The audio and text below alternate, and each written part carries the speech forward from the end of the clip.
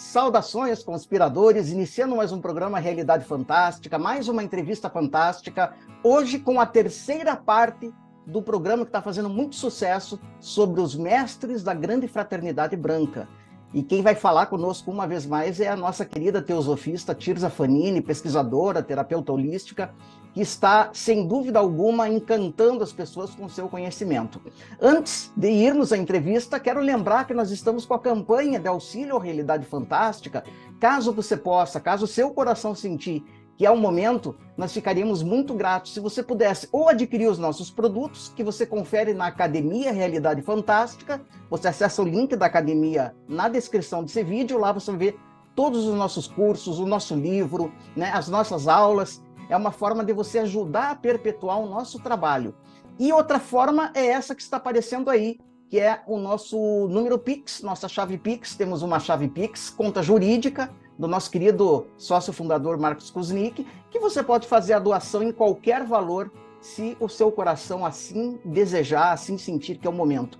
Já chegaram muitas colaborações e nós agradecemos de coração. O trabalho que nós fazemos não é um trabalho fácil, ele é árduo, porque nós estamos indo, de certa forma, né, contra todo um sistema que milenarmente colabora para manter as consciências do ser humano adormecidas, né? Então nós estamos nessa corrente, vamos chamar assim, um tanto pioneira, mas que se apresentou em todos os períodos da humanidade, de expor esses conhecimentos esotéricos, arcanos, que tornam o homem livre de consciência, né? Essa é a maior liberdade que nós podemos ter, né? Não é um movimento que vai contra qualquer forma de governo, qualquer política, qualquer pessoa em específico, né?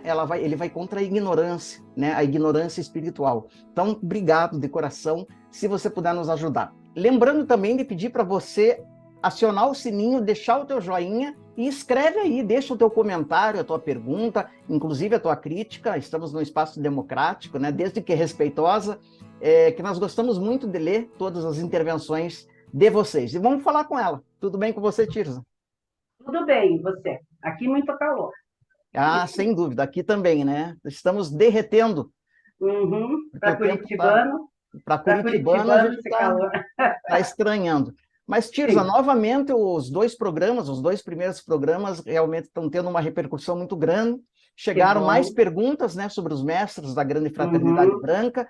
E lembra a todos que, mais para o final dessa entrevista, a Tirza vai responder as perguntas que nos uhum. chegaram. E então, Tirza, o que você tem para nos colocar, né, nessa terceira parte? Lembrando que, se você não assistiu a primeira e a segunda parte dessa entrevista, você acessa elas aqui no canal, na playlist Entrevistas. É com você, Uhum. Tirza. Então, eu quero que o pessoal se atente que na primeira parte nós fizemos questão de mostrar quem são os mestres, né? A segunda, a veracidade das cartas, inclusive, né? E agora nós vamos contar o que aconteceu nesses 100 e poucos anos, né, com essa denominação de mestres. Tá? Eu estava falando para o Jamil, eu não quero que ninguém acredite em mim. Né? O nosso objetivo de divulgar a teosofia, a conhecimento divino, a busca pela verdade, é que as pessoas, nós indicamos o caminho e as pessoas vão em busca da sua verdade. Eu vou dizer assim, eu comecei na década de 70 a minha busca espiritual, mas eu não tive, vamos dizer assim, a sorte, o bom karma, de começar já com a teosofia. Eu também andei por muitos caminhos, pesquisei, li, fui, voltei, até que na metade da década de 80, mas 87, 88, eu encontrei os livros da teosofia. E aí, então, eu não parei mais, porque para mim é muita coisa também, me assustei com o que eu li, como vocês vão se assustar quando nós falarmos hoje. Então, é por isso que eu estou fazendo esse preâmbulo até, porque o ideal, o nosso objetivo é que todos que estão nos escutando, eles vão buscar a sua verdade. Ordens que são ocultistas, Tem várias que os mestres apoiam. Tem a Sociedade Teosófica, tem a Rosa Cruz.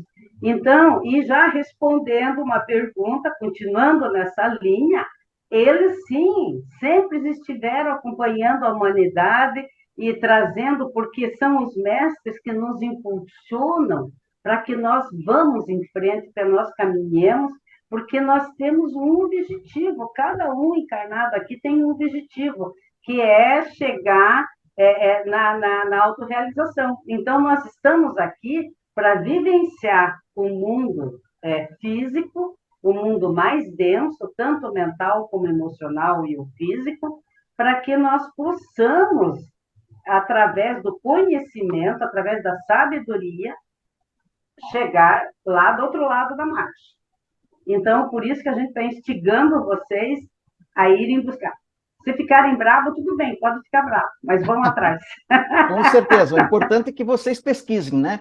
Então, eu vou trazer agora os comentários do Raul Branco.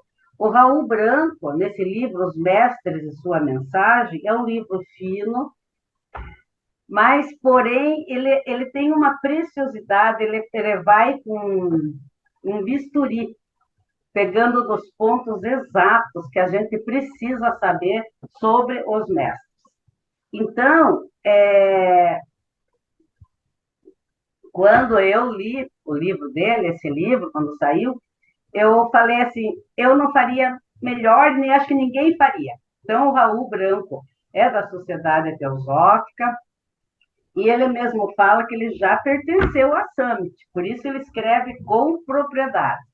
Inclusive, em 2010, ele fez uma palestra, 3 dias de palestra maravilhosa na Morte, aqui em Curitiba, viu? Foi muito bom. Então, ele assim, a obra dele é fantástica. Eu lembro Tirza, eu lembro dessa palestra porque eu ajudei a trazer ele.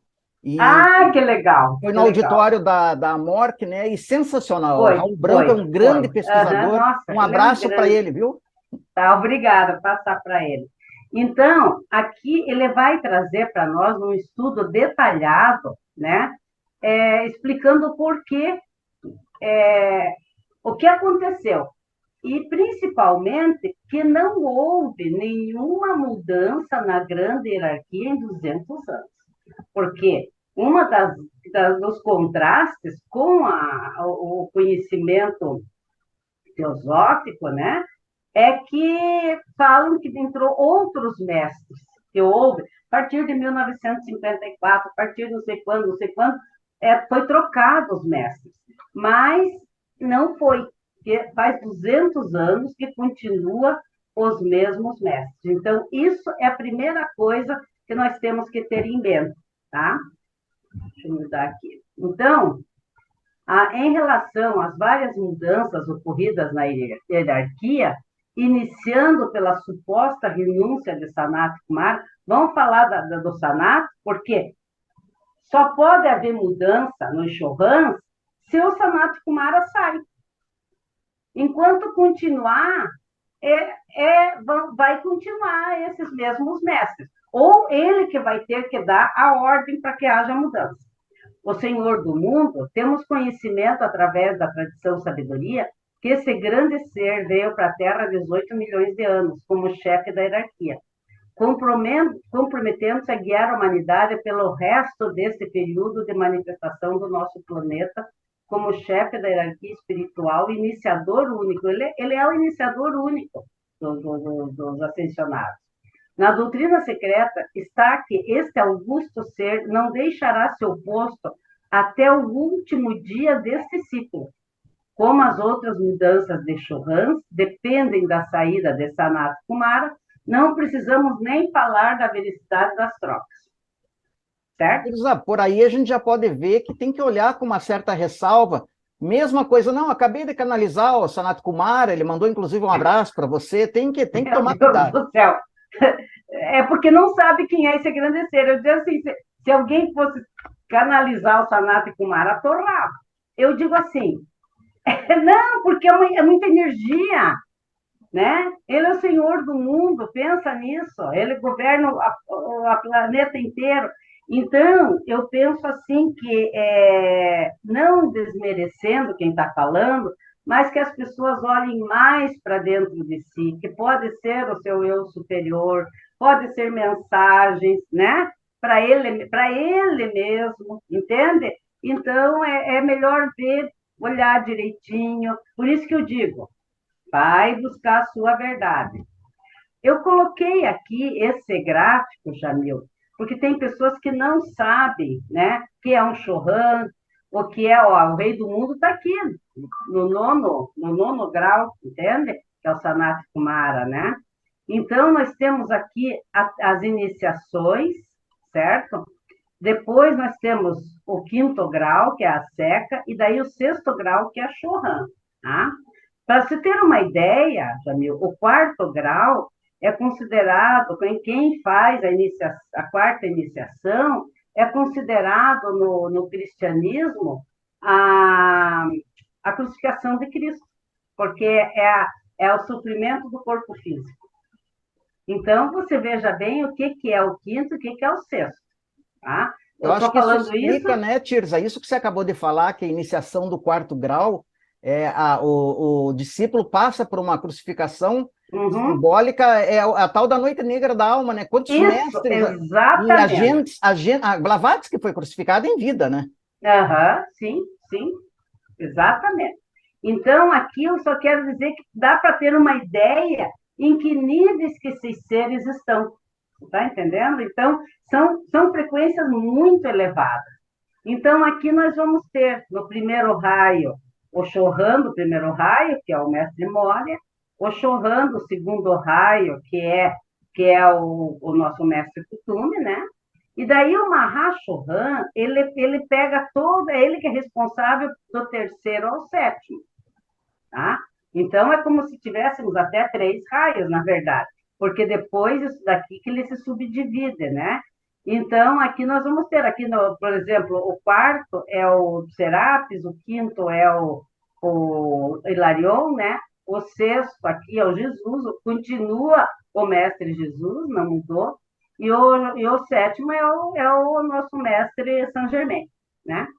Então, continua, não mudou nada, nada, nada, nada. Tá? Então, eu só coloquei isso daqui, aqui o que é cada um dos raios, né? Vontade, amor, inteligência ativa, beleza, mente racional, fé, ritual. Tá? Então, fiz questão de colocar isso daqui para. Tem pessoas que nunca ouviram falar dos mestres e às vezes não sabem do que a gente está falando. E Né? lembrando, né, Tirza, aqui acho que seria bom colocar uma informação, que o que aconteceu? Esses outros movimentos mais modernos, você vai falar deles, e o livro do Raul Branco fala muito bem, né? Uhum. Summit Lighthouse, Ponte para a Liberdade, etc., Sim, se apropriaram de nomes que de fato existem, de nomes de mestres, sim, mas para sim. histórias e conhecimentos que não correspondem, infelizmente, à verdade. Infelizmente. Então, aí, os novos, aqui ele fala, ó, os novos churrans, isso aqui é o Raul Branco, né? Os novos churrans que supostamente teriam assumido o segundo e o sexto raio, os mestres Ascenso, Lanto e Nada, não são conhecidos na literatura esotérica tradicional, sendo mencionados pela primeira vez nas canalizações atribuídas aos mestres Ascenso. No caso de Saint Germain, daí ele fala da Kuan também. E porque a Kuan é uma outra coisa que a gente tem que comentar. Os questionamentos são de outra natureza. É dito que Kuan precedeu a Saint Germain como Chohan do sétimo raio, e que essa transferência de cargo deu-se em 1954. No entanto, na obra Os Mestres e a Senda, publicada pela primeira vez em 1905, é dito: o chefe do sétimo raio é o mestre Conde de Saint-Germain, personagem histórico do século XVIII, também conhecido como mestre Rákóczi. Portanto, de acordo com a tradição oriental, o Conde de Saint-Germain já era o Chohan do sétimo raio pelo menos 2 séculos antes de 1954, quando, de acordo com a literatura dos mestres ascensos, ele teria supostamente assumido essa alta função.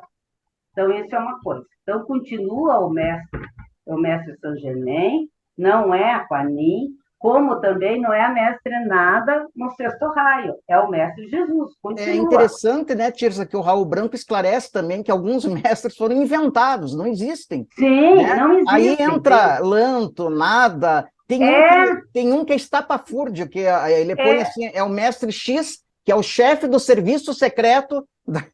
Olha, aham. meu Deus. Então, não existe, então não sei de onde que saiu, porque não conta, não aparece nada desses mestres nos escritos antigos, né? Com relação à mestra Sensa Kuan-Yin, o problema é a personificação antropomórfica de um princípio impessoal, Ah, tá. tá? Então, vamos dizer assim, Quan Shi Yin e Quan Yin são nomes chineses para os aspectos masculino e feminino de Avalokitesvara. Então, eles estão lá no nono plano, no sétimo plano, né, vamos dizer assim, é como se fossem deuses. Então, como é que a gente vai colocar como uma pessoa que se compara com a mãe do mundo? Tá? Vamos dizer assim, que já teve uma vida terrena. Não Exato. teve.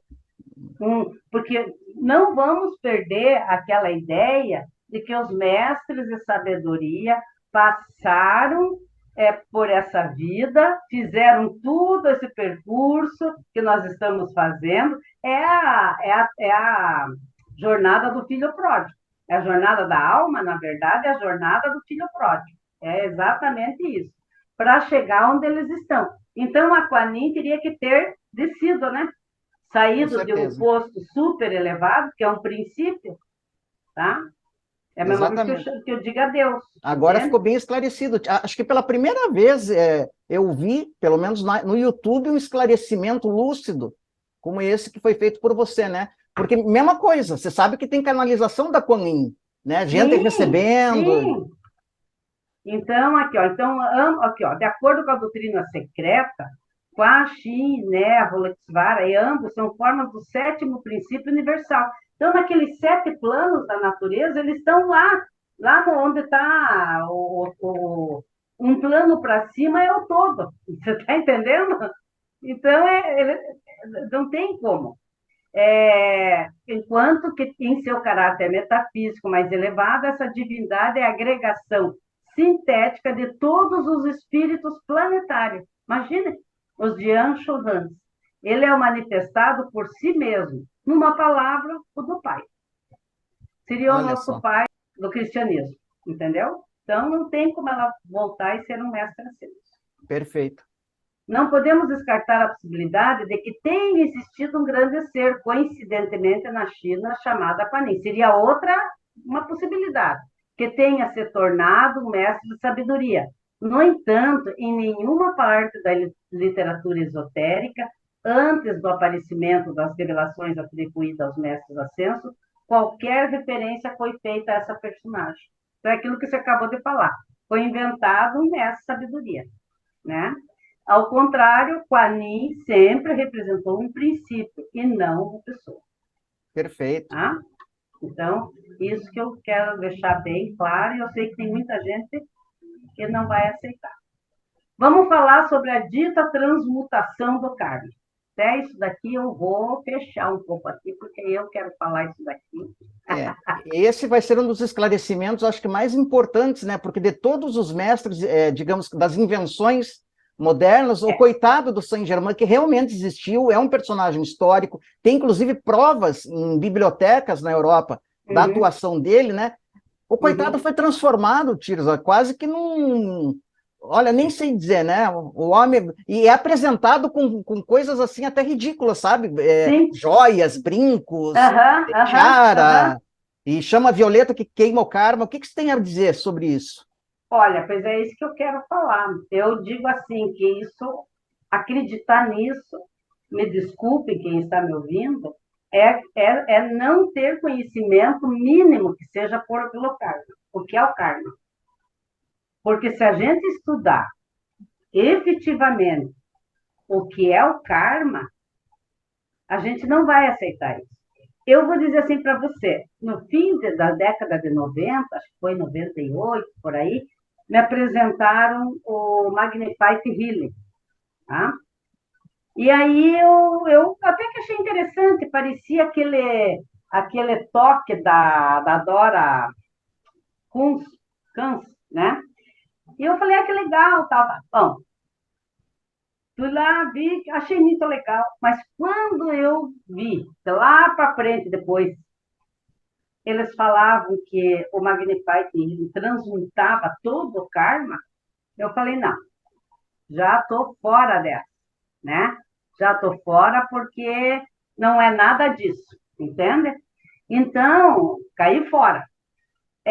Mas por quê? Eu já tinha lido os livros de Karma, Dharma, da Anne Besant, tudo, né? Tinha lido bastante livro também, eu tinha lido a Doutrina Secreta e tudo mais, então não deu para aguentar. Por quê? Porque o karma, nós só vamos transmutá-lo através do nosso conhecimento do que está nos afetando. Se, por exemplo, eu fiz alguma coisa que não era legal, que vai contra as leis da natureza lá atrás, vamos supor, se for dito que se os senhores do karma, aí sim entra, acharem que eu tenho condições de, nessa encarnação, resgatar esse karma, aí sim. Porque se eu não tiver também, esse karma vai ser aquele karma suspenso, que vai acompanhando a personalidade, a alma, entende? Cada personalidade.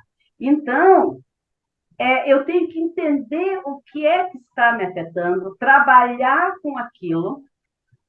Uma pessoa que tenha problema de ansiedade, uma pessoa que se deixa levar muito pelo emocional, acaba cedendo a impulsos amorosos, vamos dizer assim. E às vezes se mata, né? Como é que ela vai resolver isso? Uma cartinha para esse conselho kármico? Não tem jeito, entende? Então, eu vou ter que aprender que primeiro eu não deveria fazer isso, que eu estou indo contra uma lei da natureza. Eu vou ter que entender que eu não posso matar de jeito nenhum, que eu não posso tirar a vida de ninguém, certo?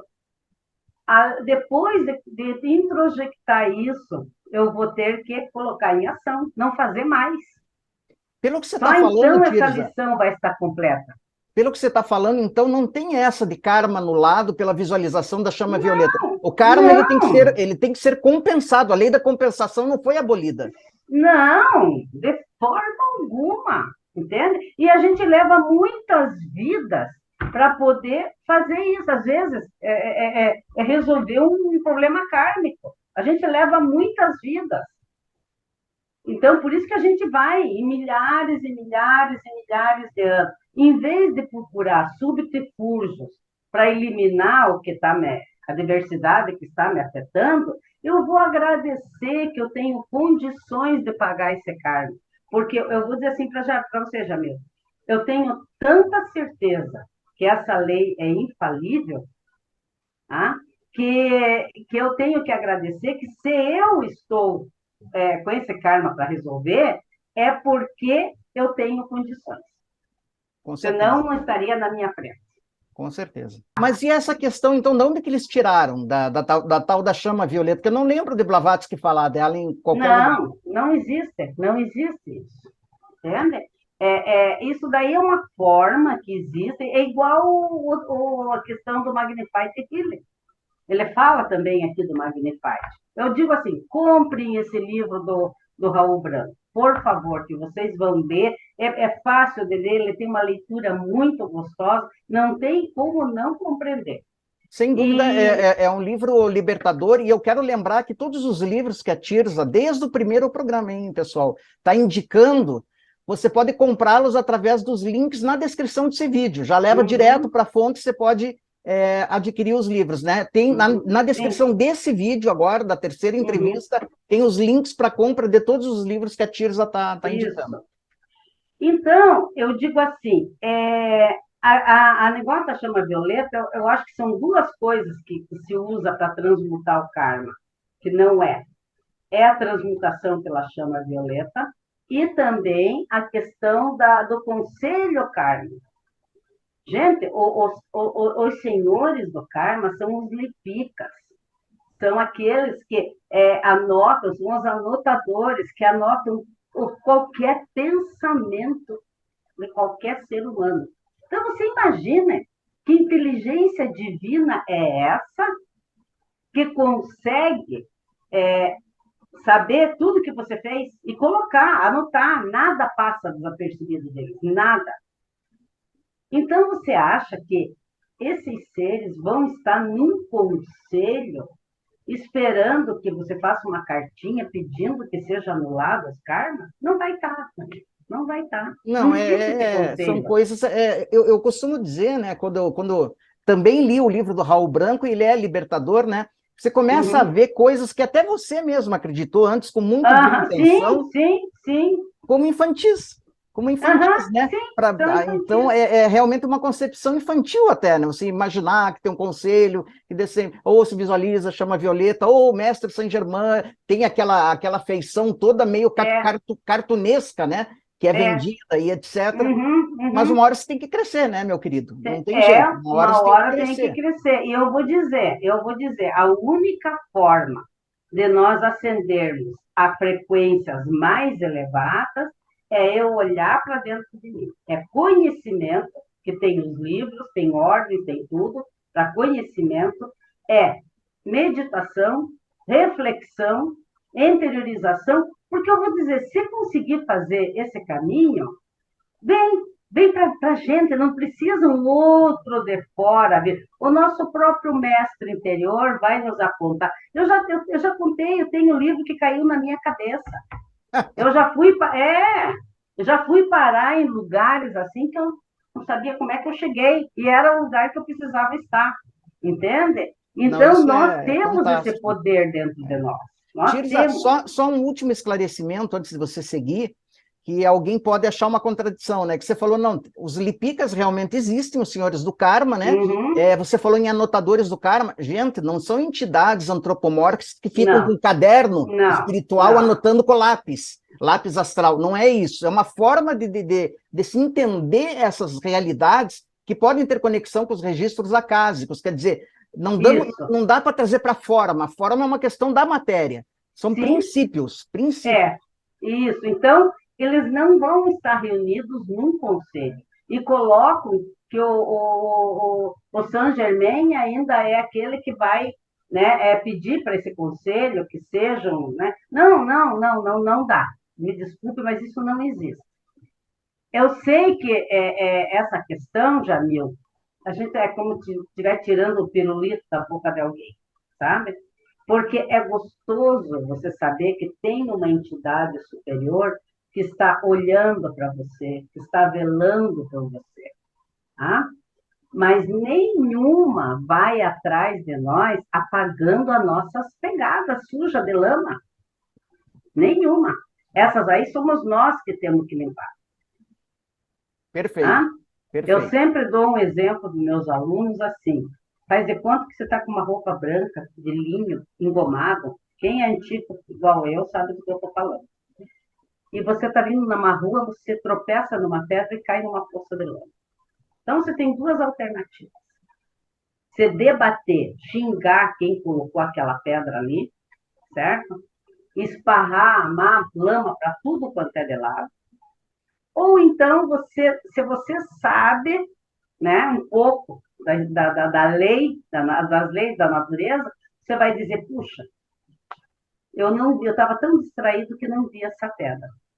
E você vai sair daquela lama bem quietinho, para não esparramar muita lama, porque você sabe que toda a lama que você esparramar, você vai ter que limpar. É verdade. Isso é karma. Não adianta se revoltar. Não, essa lama é karma. Então, eu tenho que fazer. Eu tenho que limpar. Mas vamos continuar lá.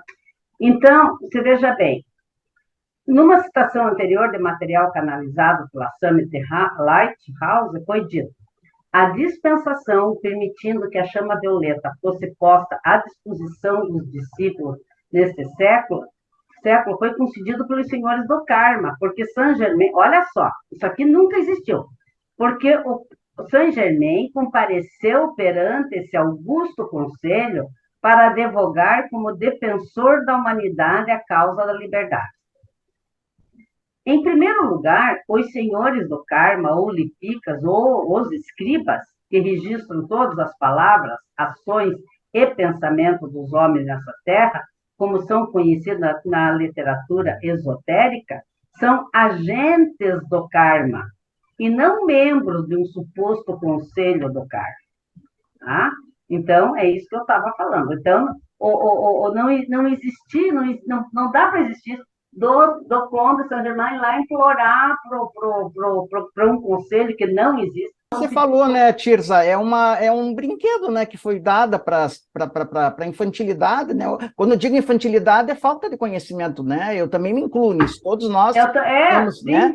Então, assim, é um brinquedinho, mas uma hora você tem que deixar o brinquedo de lado e tratar, né? Com São Paulo, certeza. você conhece, né? São Paulo falava, quando eu era criança, quando eu era menino, eu brincava com coisas de menino, mas agora que sou homem, quer dizer, sou mais sábio, eu deixei as coisas de menino de lado. Menino de lado, exatamente. Então, a vida nos pede para isso. E se nós viemos nessa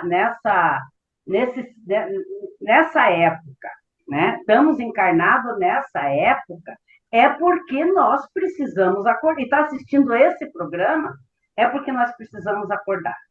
Com certeza. Entende? Então, veja bem o que o Raul Branco fala. O karma, sendo a lei fundamental e inexorável da operação do universo manifestado, não está sujeito a deliberações de um conselho. Não está.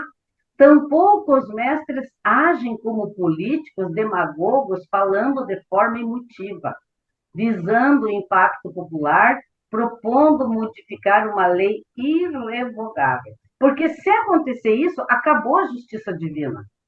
É verdade. Nós temos que pôr isso em mente. Acabou a justiça divina. Tá? Advogando como defensores da humanidade a causa da liberdade. Então, é como aquilo que eu falei.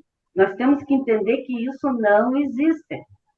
Nós temos essa... É gostoso saber que eu vou fazer um movimento, ai, minha vida vai ficar melhor, eu vou isso, eu vou aquilo. Porque eu sei, eu já tentei explicar isso para as pessoas de todas as formas possíveis, e as pessoas continuam agarradas a essa ideia de que, não, mas pelo menos para eu melhorar um pouco, para pelo menos para... Não tem pelo menos, sabe? E eu digo, se acreditar nisso, acredita na injustiça divina. Né? Tirza, eu quero aproveitar esse momento bem especial, isso que você falou, para colocar essa imagem que está aparecendo para o pessoal, que é a imagem do aprendiz, o grau da maçonaria, que é o homem lapidando, né? Homem ou mulher? Sim. Se lapidando, quer dizer, querido, se autolapidando. Você vai ter que pegar o maço, o cinzel e, corrigir. Ninguém vai fazer por você. Não, ninguém vai fazer. Ninguém. Essa imagem, olha, ela diz tudo, ela diz muita coisa. É se autolapidar. Como Saint-Germain foi o maior alquimista conhecido no Ocidente, é natural que os rituais de transmutação sejam sempre referidos a eles, principalmente quando é utilizada a chama violeta, instrumento de trabalho notório do sétimo raio. No entanto, existe uma grande diferença entre transmutar as negatividades do indivíduo e transmutar o seu karma. Então, veja bem, a gente chega num ponto da vida que a gente começa a ter contato com um, contato com outro, com essas pessoas, e às vezes ajudando, até terapeuta holístico faz isso. Ajuda muita gente e não se cuida. Aí, de repente, ele fica com um pouquinho de um, um pouquinho de outro, um pouquinho de outro. Ou a pessoa tem uma sensibilidade, né, muito grande, uma percepção extrasensorial muito ativada, e ele não sabe, e ele vai acumulando, vai pegando na rua, vai pegando nos locais, de repente ele está... Né? Então, existem por exemplo, florais, existem na radiestesia, né? Geobiologia, existem várias formas, existem incensos, existem várias formas de tirar essa negatividade, que é o que todo terapeuta holístico faz. Tira aquela negatividade, a pessoa parece que dá um respiro, entende? Agora, se a pessoa não tomar tempo, daqui uns tempos ela volta do mesmo jeito. Então, isso é transmutar uma negatividade que está aí no ambiente, né, que limpa a casa, que não passa incenso na casa, que faz essas coisas, Para quê? Para transmutar as energias que são meio adversas para o que eu estou fazendo. Então, isso é uma coisa. Agora, transmutar karma não existe. Então, não vamos confundir as duas coisas, tá? Perfeito, Tirza. Perfeito. Quando falamos de transmutar negatividade, estamos nos referindo às tendências da natureza inferior da pessoa, né? Então, eu sou raivoso, eu vou puxar para mim tudo aquilo que está naquela frequência vibratória de raiva. Claro. Então a gente consegue tirar a pessoa dali, né, daquele momento, elevá-la de uma frequência mais elevada. Vamos dizer, vou falar em radiestesia. A pessoa está com 4.000 angstrom. A gente faz essa limpeza de campo áurico, trabalha no equilíbrio dos chakras, a pessoa vai para 8.000 angstrom. Agora, se a pessoa não fizer nada para trabalhar, transmutar esse karma que ela gerou de gerar raiva, ela vai voltar sempre para esse mesmo local. Você está me entendendo? Sem dúvida, Tirza. Perfeito. Então, essas tendências, skandhas, de acordo com os budistas, ou sanskara, de acordo com os hinduístas, são os tiranos que escravizam os homens numa roda viva de repetição de atos, palavras e pensamentos negativos, que necessariamente resultam em sofrimento. Então, isso dá para a gente ajudar a pessoa para ela conseguir alçar, e nesses momentos que ela está com a frequência mais elevada, ela consegue olhar de cima e ver melhor a situação que ela está. Esse é o objetivo. Mas é ela que vai ter que trabalhar com a raiva dela. Então, eu quero deixar bem claro, gostei muito do que o Raul falou aqui, porque eu trabalho com isso, inclusive. Mas transmutação de karma é outro departamento. O karma é uma das leis fundamentais do universo, e como tal é imutável. Consideremos, por exemplo, outra lei do universo, a da gravitação. Ele faz uma comparação muito boa que eu fiz questão de colocar aqui. Uhum. O que iria ocorrer se um grande ser decidisse alterar um pouco a gravitação do planeta para que ele ficasse mais perto do astro-rei, o Sol? Ou ainda acelerar ou recordar um pouco a rotação da Terra ao redor do seu eixo? Por pequena que fosse a alteração, o resultado seria uma catástrofe indescritível. Uma lei divina universal é, por definição, tautologicamente, né, a repetição desnecessária, universal e eterna. Não pode ser alterada. É aquilo que eu falei. Aí nós iríamos ter uma injustiça divina. Blavatsky afirma categoricamente que os Mahatmas são os servos, não os árbitros da lei do karma. Esse é o ponto crucial para que a gente entenda essa questão de transmutação do karma, ou pela chama violeta ou por inconsciente, tá? Vamos lembrar aqui que eles não passam por cima do karma de ninguém. É uma história que eu já falei aqui, mas eu vou repetir. Já falei, acho que não sei se foi no primeiro ou no segundo. Teve uma senhora lá, que estava num daqueles primeiros anos lá da Sociedade Teosófica, eu tinha contato direto com eles, e ela estava passando por um problema pessoal. E aí, acho que foi o Cine, insistiu com o mestre dá uma mão para ela, uma ajuda, porque ela era muito bacana, aquela coisa toda. E ele falou, não posso fazer nada, é o karma dela. Perceba, enquanto ela não esgotar esse karma, eu não vou poder ajudar.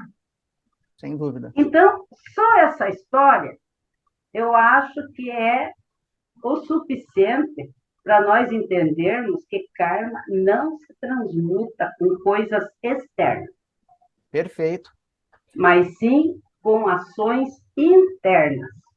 É isso que também algumas pessoas não entendem, né? Quando falam, Jesus veio, disse que ia salvar, não salvou, o planeta está pior, Buda veio, não salvou, o planeta...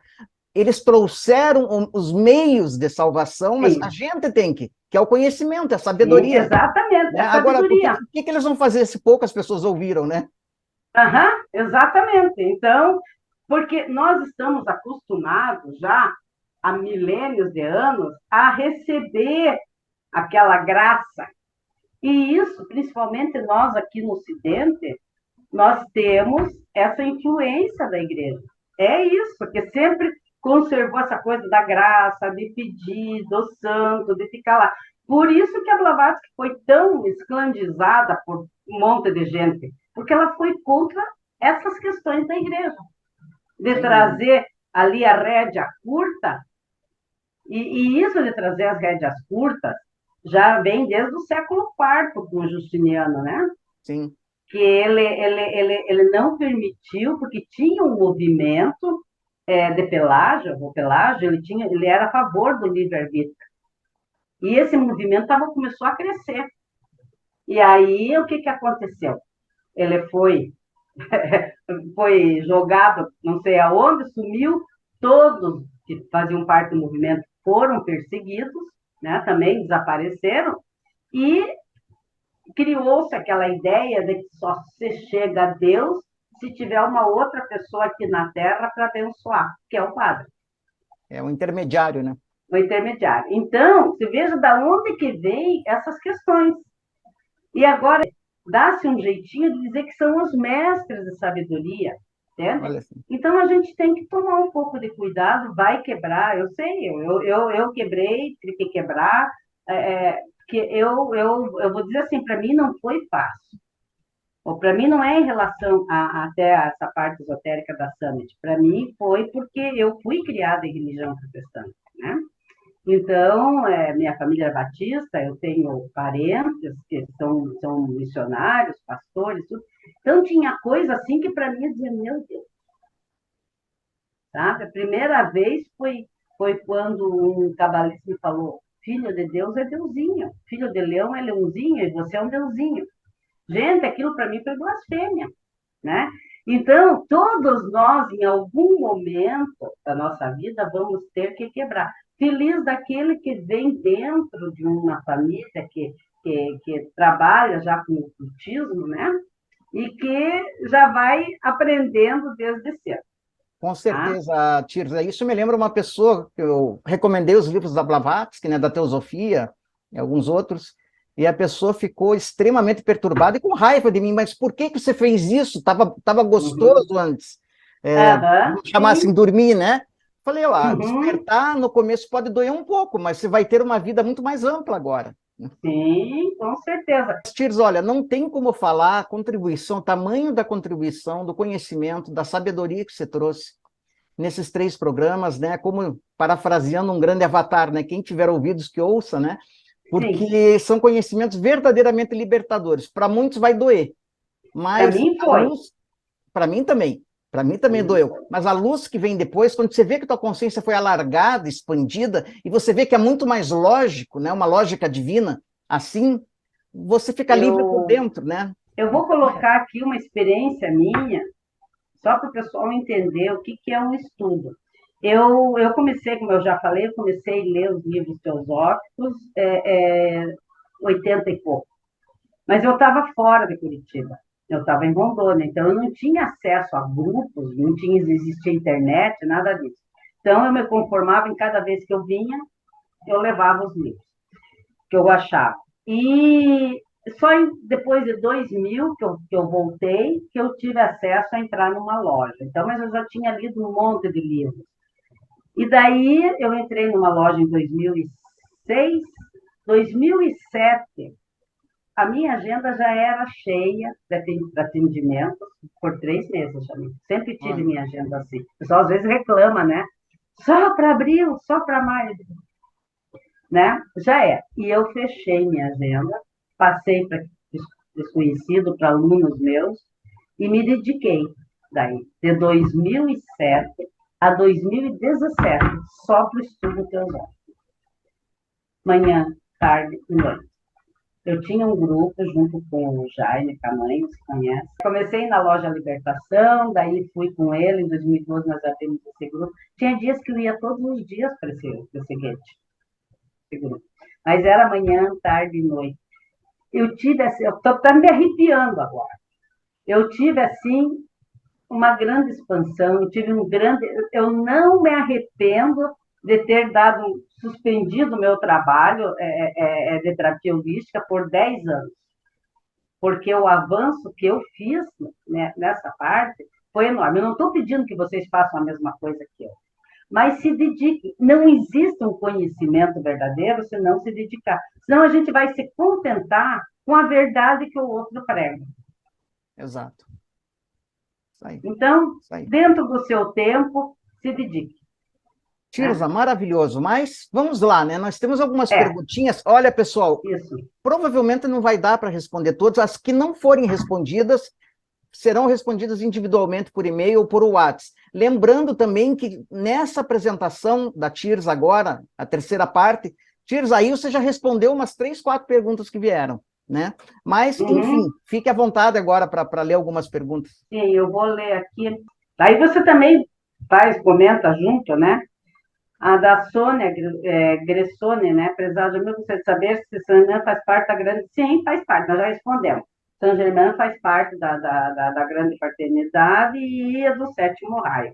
É o Chouhan do sétimo raio. Mas não é esse Saint Germain colorido de alguns movimentos. Não. É o verdadeiro Saint Germain. É que esse mestre, porque o que o sétimo raio trabalha?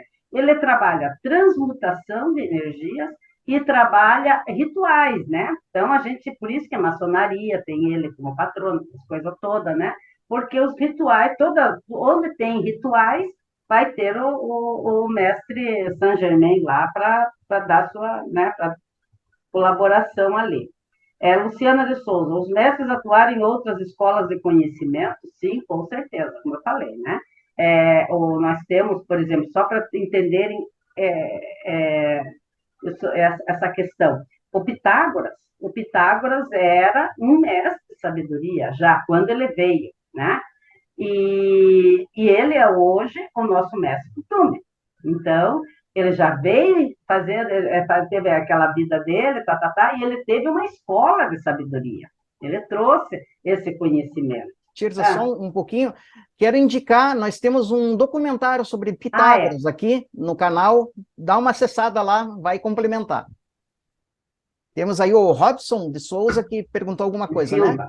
Silva. Mas ela acessava a luz astral, como ficam os manuscritos tibetanos. Bom, ela acessava no que ela achava que era interessante. Ela teve no Tibete, 3 vezes ela foi para o Tibete, né? E ela teve acesso a esses documentos tibetanos, mas ela não levou com ela, né? Esses documentos eram do Tibete. E ela teve acesso a várias, ela acessava o registro acástico. A doutrina secreta, desde o primeiro volume até o sexto, ele trata de várias épocas do mundo. Tá? Então, não falava só da sabedoria antiga, mas, inclusive, as coisas que estão acontecendo agora.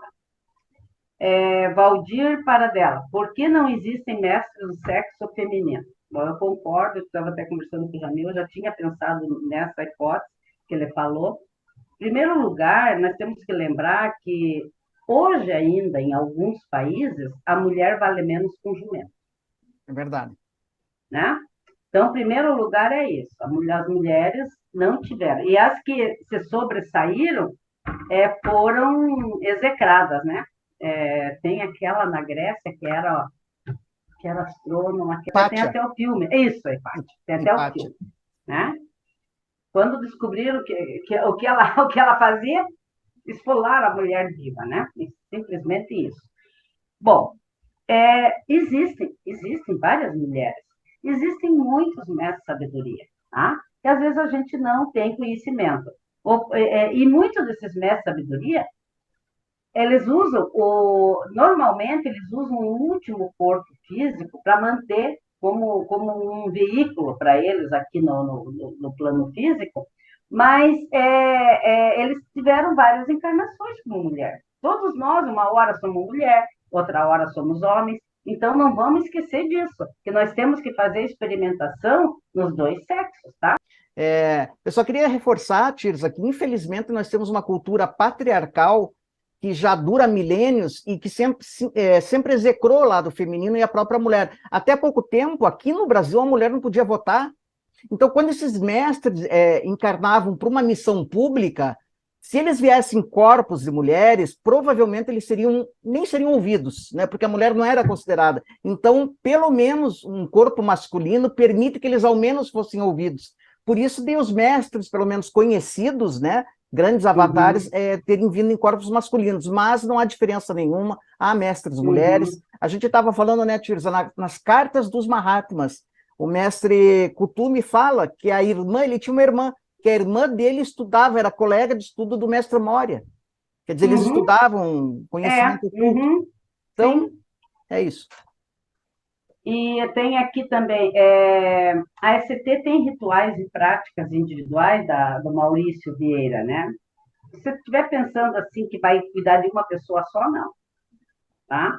A Sociedade Teosófica, ela é uma escola filosófica, né? E do cultismo, então ela prima pelo Jnana Yoga, tá? Então ela não tem muitos rituais, tá? Então eu acho que se eu falar, eu não quero acostumar ninguém, mas eu não tenho nada de rituais, é estudo mesmo, é estudo e a gente conversa, tem muito grupo de estudo, muita reunião, entende? E cada um, porque a gente entende também que a senda, ela é solitária. Ale, os mestres seriam extraterrestres? Pois olha, por coincidência, hoje caiu na minha mão um vídeo sobre o general Uchoa, né? Que era teosofista. Era teosofista, era Rosa Cruz, né? E também tinha um contato com os mestres. Eu vou dizer, de uma certa forma, todos nós não somos daqui, né? Mas a nossa mônada, quando ingressou no nosso sistema solar, ela quis experimentação do plano físico. Então, adentrou e teve que passar pelos 3 reinos: mineral, animal, vegetal, animal e humano. Tá? Então, e os mestres de sabedoria passaram por tudo isso, né? Conseguiram a autorrealização. Por quê? Porque eles precisavam passar por isso, porque eles vão conduzir a raça humana, são eles que conduzem. Então, só conduz aquele que sabe na prática fazer, né? Então, mais ou menos por aí. Agora, a ideia seria da onde que a nossa mônada veio, né? Mas isso, bilhões de anos atrás que elas ingressaram, né? Então... Com certeza, né? Esses mestres da Grande Loja Branca são humanos, raça humana, passaram por... Como disse a Tirza, né? O que não significa que não existam irmãos em outros orbes também, com seus sistemas de evolução, e quem sabe até com seus mestres, né? Denise e Bruno, eu conheci do livro de ouro de Saint Germain. Eu acho que você pode falar, porque eu não conheço o livro de ouro de Saint Germain. Nunca li. Assim, pessoal, o livro de ouro de Saint Germain, ele está nesse balaio dos movimentos, né, do século XX. A maioria deles nasceu na Califórnia, Ponte para a Liberdade, Summit Lighthouse, Ordem Valhalla e muitas outras, né, que tem essa questão das canalizações. Então, lamento, não é o livro de Saint Germain, né? Eu costumo dizer que a autora, né, com todo o respeito, são palavras bonitas, mas ela canalizou a si mesma, né? O verdadeiro Saint Germain não tem nada a ver com o tal do livro de ouro. Quero convidar você sobre Saint Germain. Nós também temos um vídeo aqui no canal chamado Manuscrito Secreto de Saint Germain. Procure esse vídeo aqui no canal, na Guia para Estudo do Esoterismo e do Ocultismo. Ali a gente fala de todos esses movimentos, o que aconteceu, você vai ficar mais por dentro. Pessoal, se você tiver mais alguma pergunta, você pode agora encaminhar direto para a Tirza, né? Na descrição desse vídeo tem os dados dela, mas aqui também eu coloco, porque a Tirza, como eu falei no programa anterior, é uma terapeuta holística sensacional. Eu estou dizendo com toda seriedade. Então, realmente, se você quiser consultar, ela tem um trabalho sensacional em terapia holística que realmente vale a pena ser conhecido. Tirza, obrigado mais uma vez. Jamil, e nós temos os cursos também, né? Sim. Tem curso de numerologia, tem curso de radiestesia, tem curso de florais, tá? Isso. Então... Entre em contato com a Tirza, que ela te manda programação, ela tem o Instituto Olis, né, Tirza? Onde você, através do qual ela dá cursos maravilhosos. A numerologia kármica que ela faz é sensacional. Os cursos de florais, curso de radiestesia, esse eu fiz até. Maravilhoso, com uma gama de conhecimento realmente fantástico. Mas você entrando em contato com a Tirza, ela tem forma de toda a programação. Tirza, obrigado mais uma vez por esse presente. Obrigado a todos, né? Obrigado a todos. Podem mandar as perguntas, né? A gente responde, tá? Maravilha, Tirza. Obrigada a você. Foi um presente. E a todos vocês que nos acompanharam, pessoal, não esquece lá, pessoal, sininho, o joinha, né? Deixa o joinha, o teu like, isso é importante para a gente do canal, para o próprio YouTube, e deixa teu comentário do que você achou da entrevista. Quero lembrar também que o canal Realidade Fantástica também tem um curso próprio, Blavatsky para leigos, para introduzir o conhecimento de Blavatsky. Você conhece esse curso pelo link aqui da descrição também desse vídeo. Lembrando a todos que o mistério está entre nós. Até o nosso próximo encontro.